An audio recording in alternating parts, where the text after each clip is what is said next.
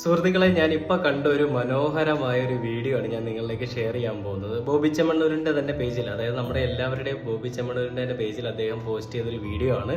അപ്പോൾ അതിൽ ഞാനൊരു കമൻറ്റ് കണ്ടു.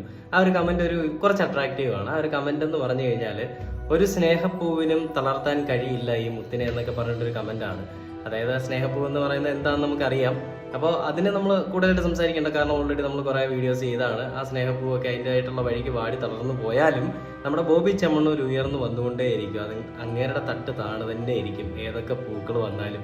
അപ്പോൾ അദ്ദേഹത്തിൻ്റെ ഒരു പുതിയൊരു ഷോപ്പാണെന്ന് തോന്നുന്നു.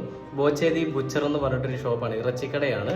അവിടുത്തെ ഡെലിവറി ബോയ് ആയിട്ട് ബോച്ചതൻ്റെ പോവാണ് ഫസ്റ്റ് ഡെലിവറി എന്ന് പറഞ്ഞിട്ട്. ഇങ്ങനെ ഒരു പക്ക ബിസിനസ്മാൻ ആണെന്നുള്ളതിൻ്റെ ഏറ്റവും വലിയ ഉദാഹരണമാണ്. ഈ ഒരു ബിസിനസ്, ഒരു സംരംഭം തുടങ്ങി അതൊരു നല്ല ഉയർച്ചയിൽ എത്തിക്കഴിഞ്ഞാൽ മുകളിൽ കയറിയിട്ട് ഒരു സീറ്റിൽ ഒരു കണ്ണാടി ഗ്ലാസ് ഒക്കെ ഇട്ട് അതിനകത്ത് കയറി ഇരുന്നിട്ട് മറ്റുള്ളവരെ അനുസരിപ്പിക്കുന്ന, അല്ലെങ്കിൽ മറ്റുള്ളവരെ അടിച്ച് പണി കഴിപ്പിക്കുന്ന ഒരു